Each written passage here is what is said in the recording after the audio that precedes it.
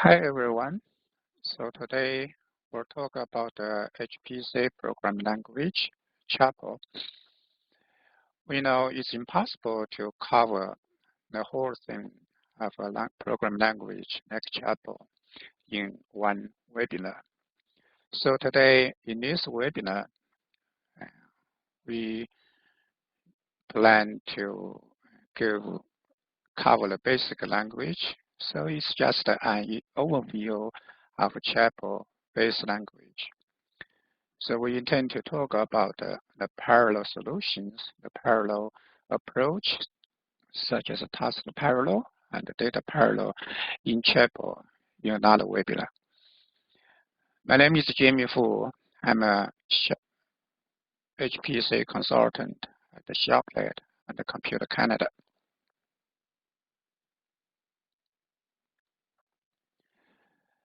So it's about, or before 15 years ago, DARPA, the Defense Advanced Research Program Agency, started a high productivity computing systems, so we call it HPCS project,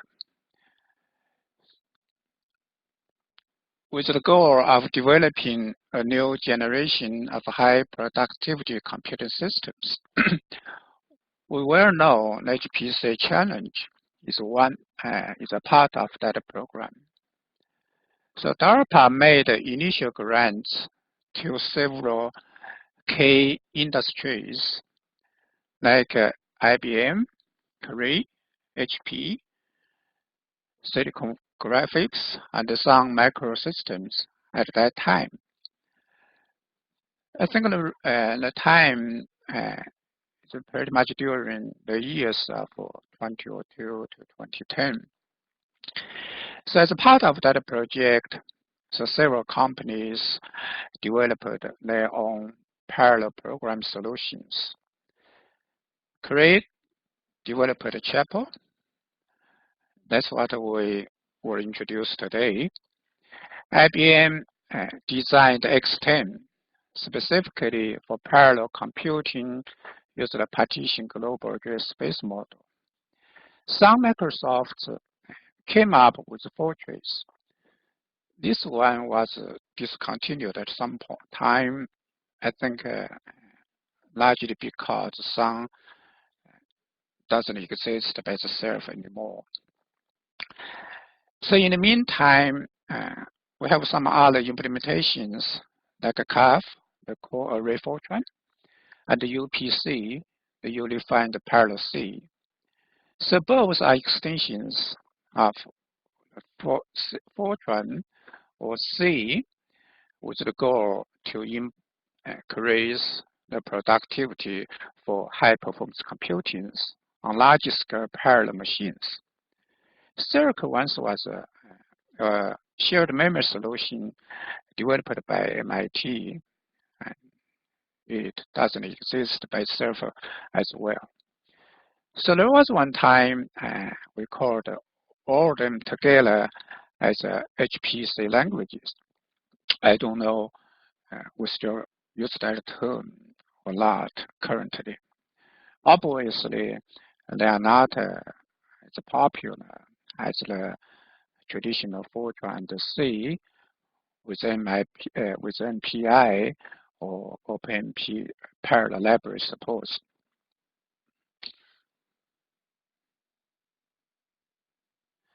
So we come to Chapel. So what is Chapel?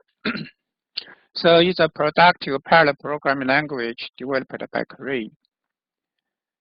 So Cray stays is designed around a high-level abstraction and the multiple resolution philosophies.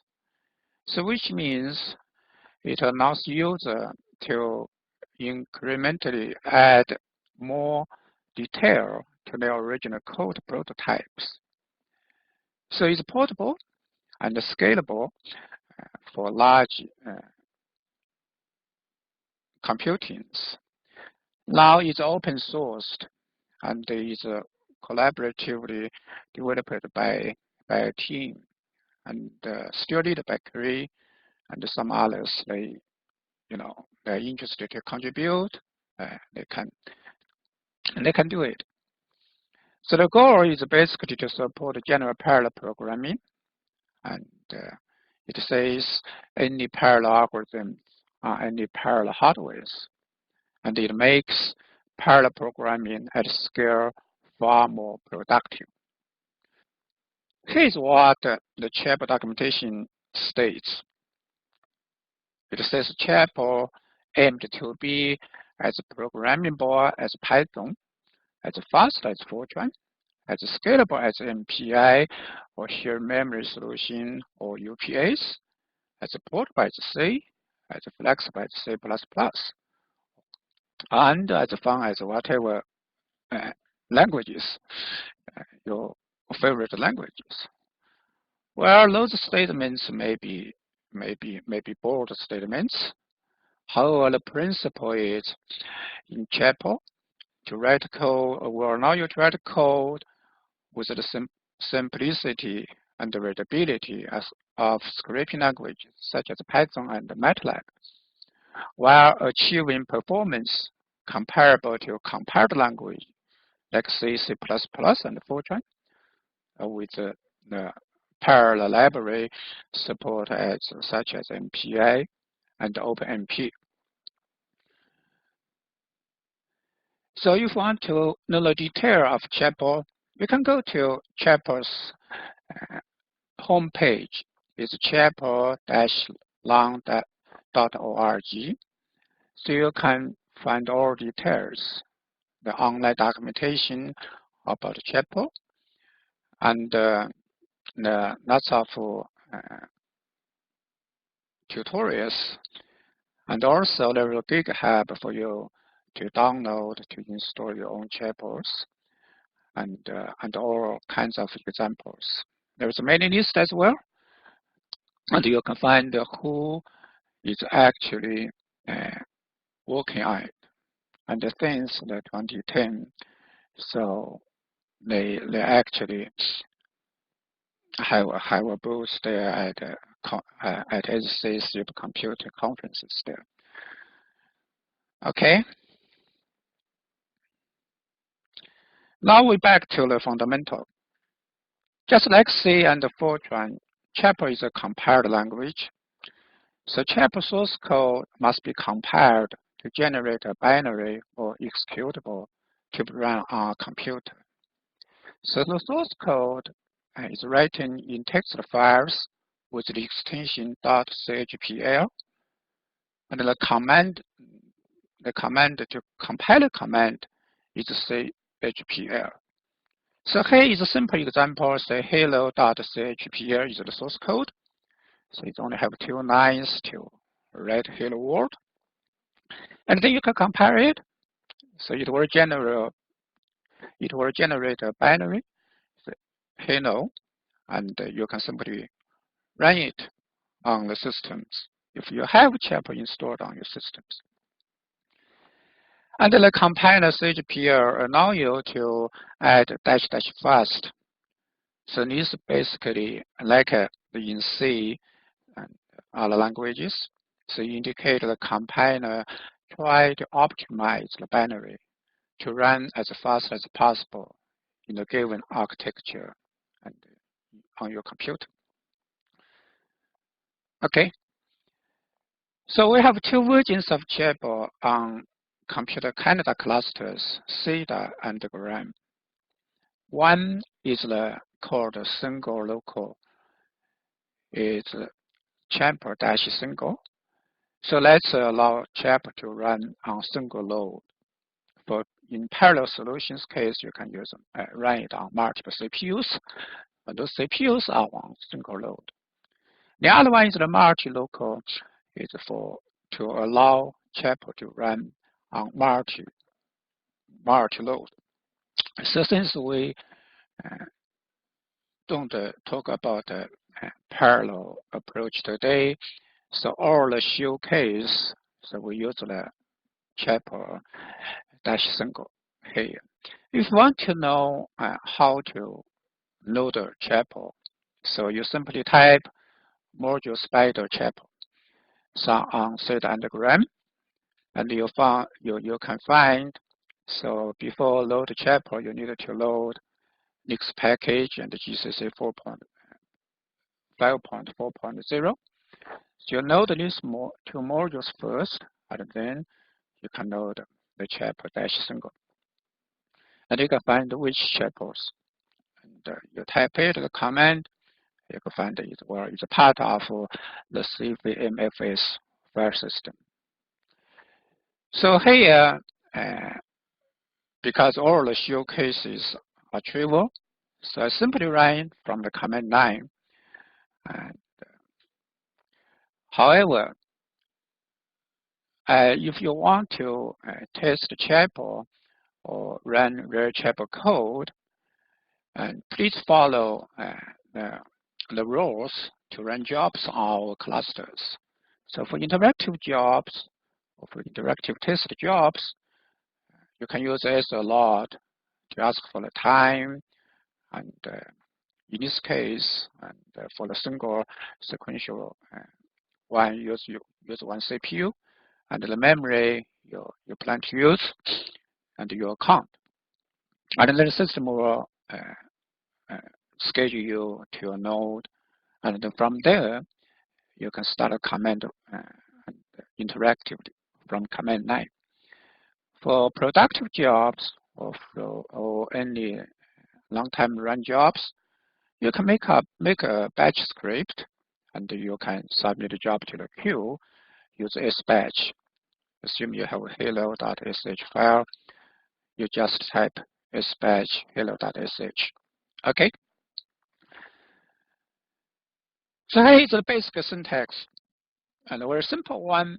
And the majority of the syntax I just like C. So the commands are C family style.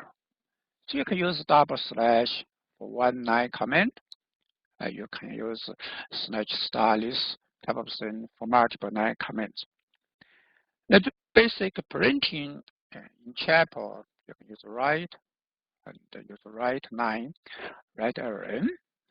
So both take a list of things to print. And because they will print right to next in one line in writer like case. So something example like here, you need to include your space and what type of format you need to use. And also, chapel has different output channels, like the standard out and the standard arrow. And this goes to standard output or to go to the standard error message.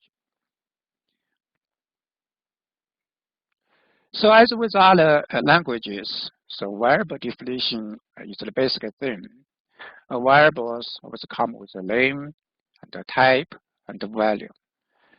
If you assign a value to a variable, you don't need to explicitly type to give it type, as long as the compiler configures the type that it will behold. Such as if I have my value is 10, or the compiler will know my var is an integer. There are several basic types in chapel. So list here is just a few. So for example, you can have it has signed unit integer, unsigned integer, and imaginary numbers, and you can have different ways to define the complex numbers. And also it has a bool, it has a string, and blah, blah, blah. And it allows you to have different ways and to define the types. Like you can have the type casting, something like here. And it allows the type licensing, something like here.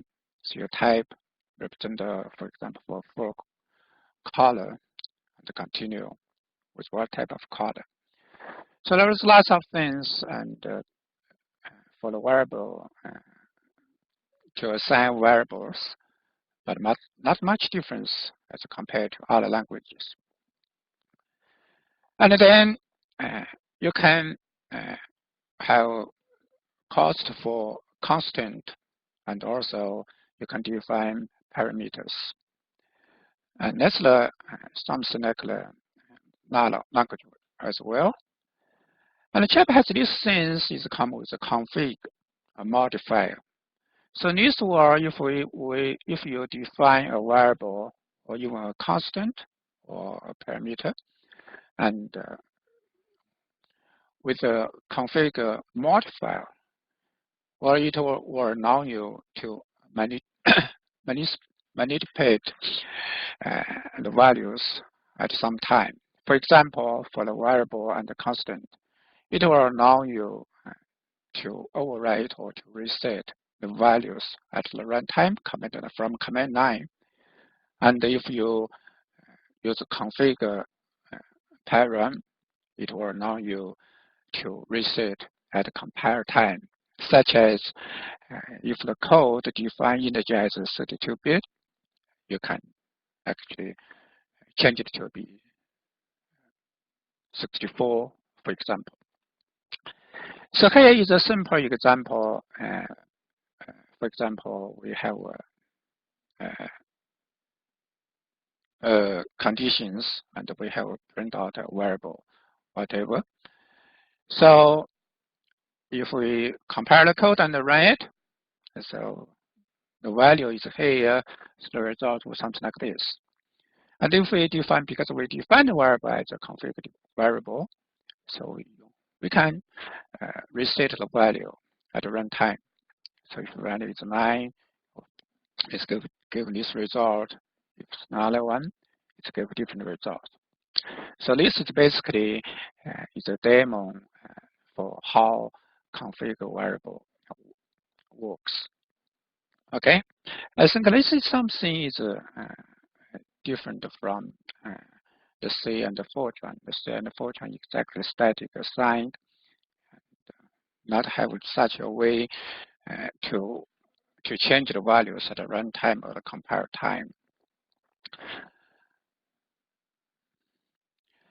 So operators, it's pretty much like I C and some other languages.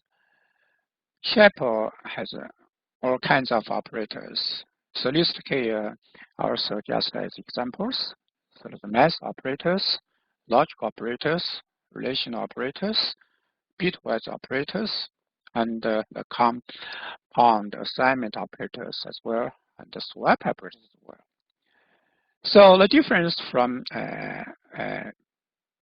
Chapel from C, and there's basically in Chapel, there's no post or pre-increment or decrement operators such as this.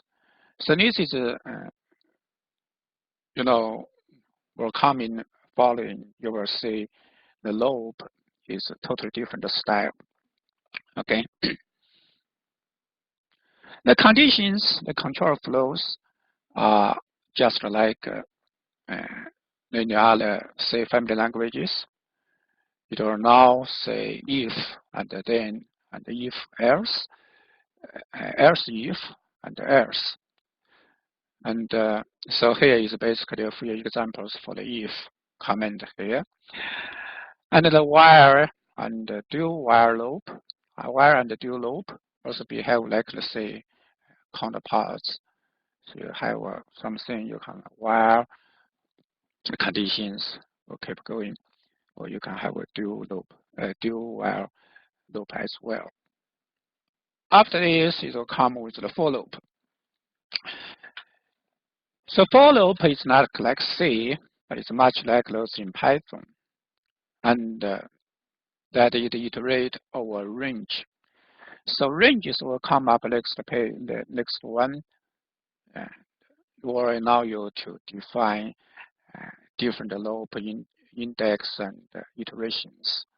So ranges are first-class objects in Chapel, and as such can be stored in variables. So here is a simple example, say for loop. So it's basically in a range like from 1 to 10, and we write the index. And if we run the code, and it's basically the for loop, you compare it and you run it, so you write out the index. And if we run over a range from 1 to 1000, and do the sum of the index, and you can run it to get a number. And for listed lobe, you can also the simplest way you can do this, and you write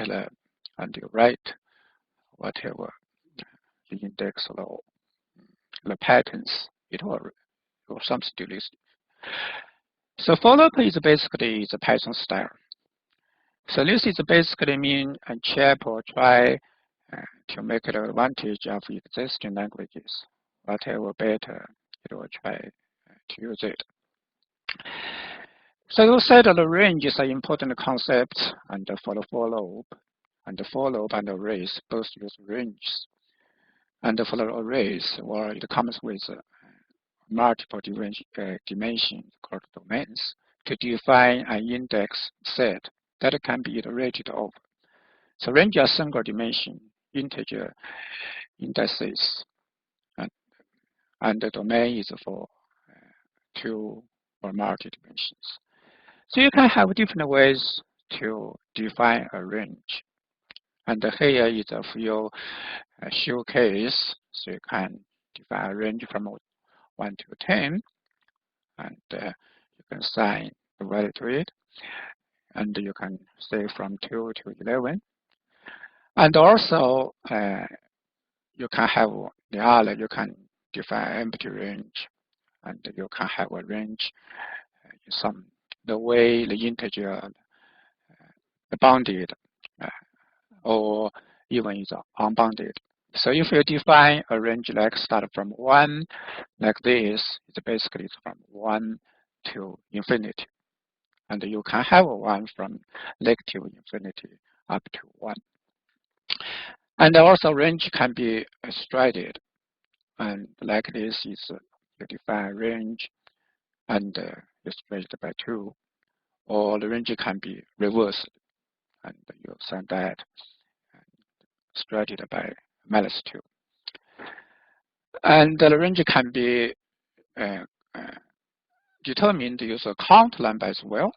So from the range start from -5, and it all has 12, the count 12 sides there. So that means the range is from -5 to 6. So you want to do the other thing to know the other thing about the range, or you go to documentations to find more examples. The other one is for the domains, and we said the domain is multiple dimensions and represent indices of different types. So the domain will be the central part in data parallelism in Chapel, and we'll know if we talk about it. So there are distributed domain, and let's approach something like a language like MATLAB. So they do that type of approach for data parallelism. So rectangular domains are defined using the same ranges syntax, but they are required to be bounded. So we saw range can be bounded or non-bounded. So you can use range, say, for a square rectangular domains. So like here, you define 1 dimension and 2 dimension and some others. So we have a few samples here, and this code can still run, just not a big part of it. And you can see from here, the index can be iterated over as a tuples. And yeah, you can write out the index to see what's defined by this domain.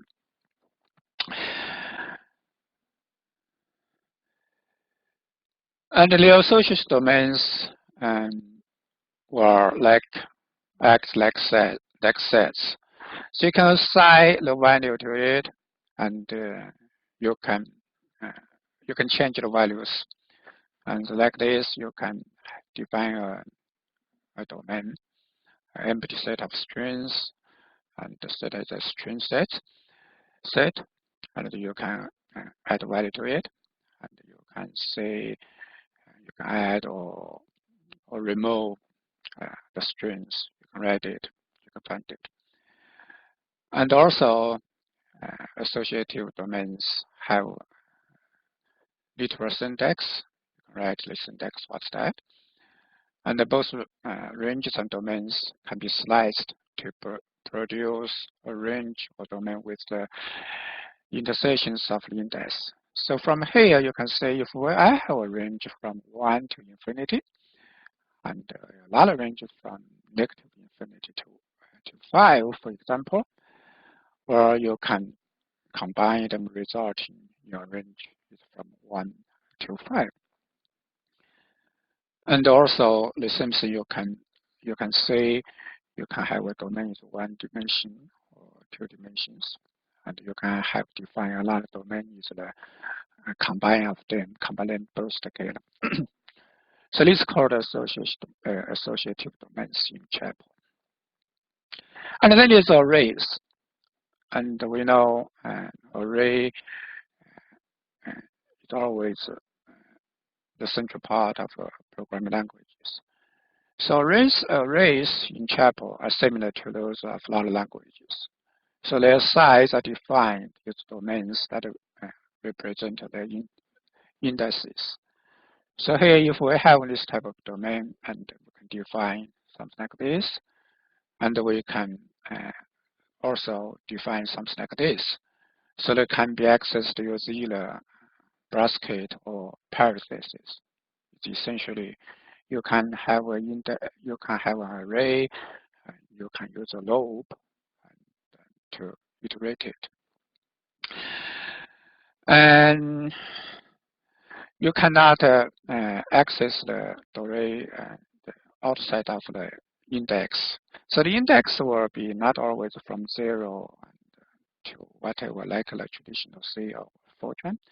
And because it's defined by a range, you can start with the range index there.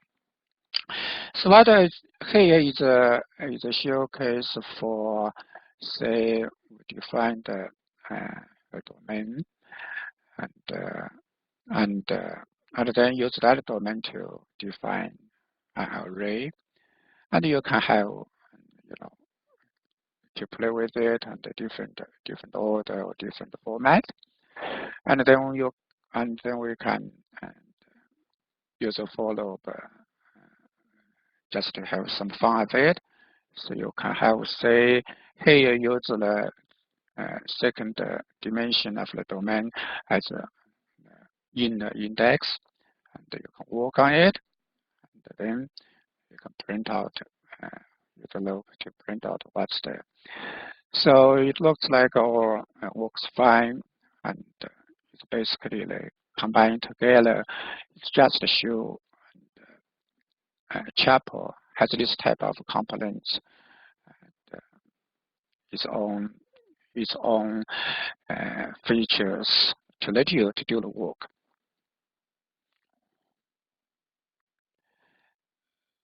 Because we have associated domains, certainly we can have associated arrays, and basically you can create associated arrays using associated domains. So there is nothing fancy here. And just a few things you can say, arrays can be assigned to each other in different ways, as we say. And you can simply assign one to the other, and you can slice it, and you can express it, result in something, nothing, or whatever. All kinds of ways to do it. Okay, we'll move on, and for the next one, I think is the central part is for the procedures. In Chapel, procedures has similar syntax functions as in other language, like C, or pretty much like the functions and you see and the Fortran. So here is a simple, say, procedure, and such as calculate Fibonacci numbers, and it will always return a value here. So procedure will always return a value, right? So you can import parameters, and it can be untagged, and you can use it to create a general procedures. And also you can really check the return number, and it can be referenced as well. So here is an example. Also, here is possible to take a variable numbers of parameters. Like here is maybe it's a variable and x refer to a tuple of one type and with k elements. So it put in this type of ways. So we run this type of code, and so basically you can run here and give something from where. So it's basically a procedure and will return a value, and your procedure index you can has different ways to do it. And then similar with the procedure, Chapel will now for iterators. So difference to procedure is iterators so can yield multiple values. So iterators are sensitive to the procedure, and almost everything about the procedure also applies to iterators. However, instead of returning a single value, iterators may yield multiple values to a loop. So here is also is a simple examples. So if we have, say, add then even numbers, it's integer. So to overly index and stretch it by 2, so we first will come with the even numbers, and then continue from from a loop.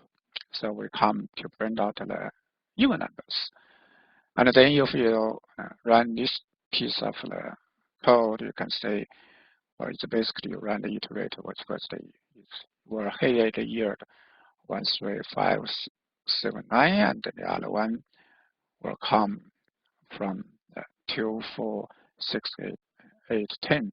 Because this is basically index starting from 1 and stretched by 2, so then you come with the odd number. And here the index start from 2, and with the stretch 2 will come with the even number. And also, iterators can yield conditionally.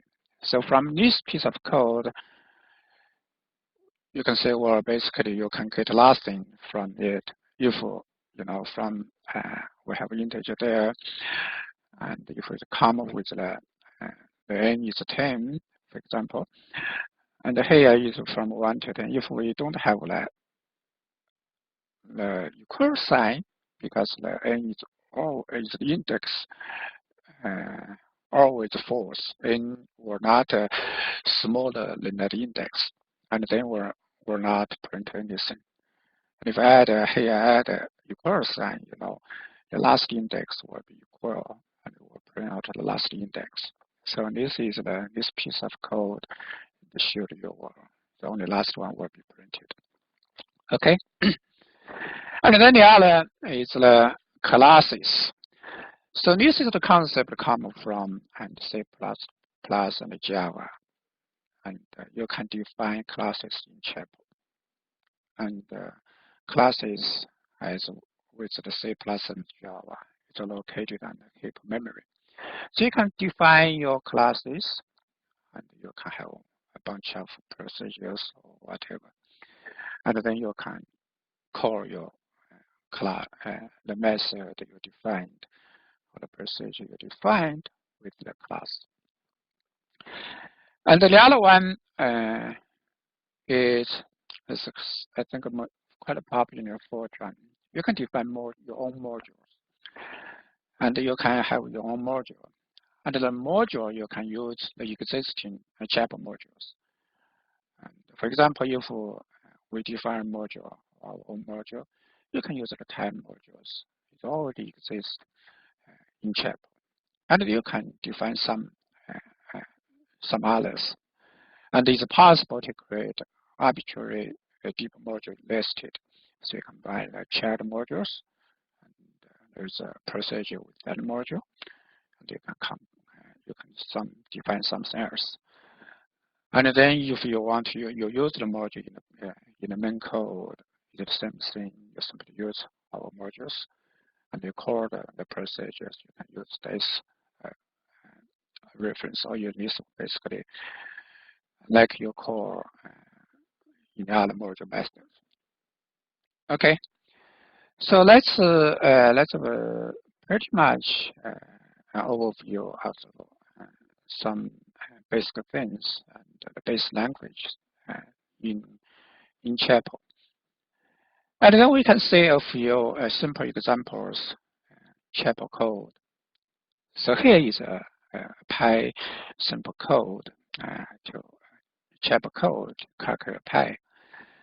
And if we simply use that numerical integration and use the discretization approach, so it's basically you calculate this.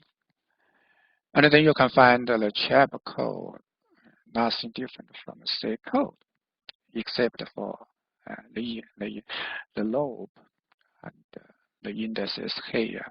So let's basically useless,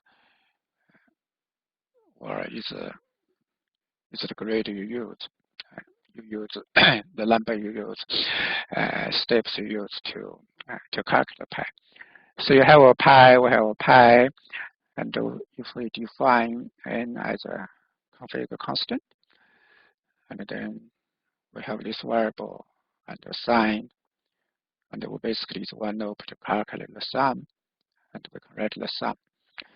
And we compare the code, and we simply run it, and we can have this type of result.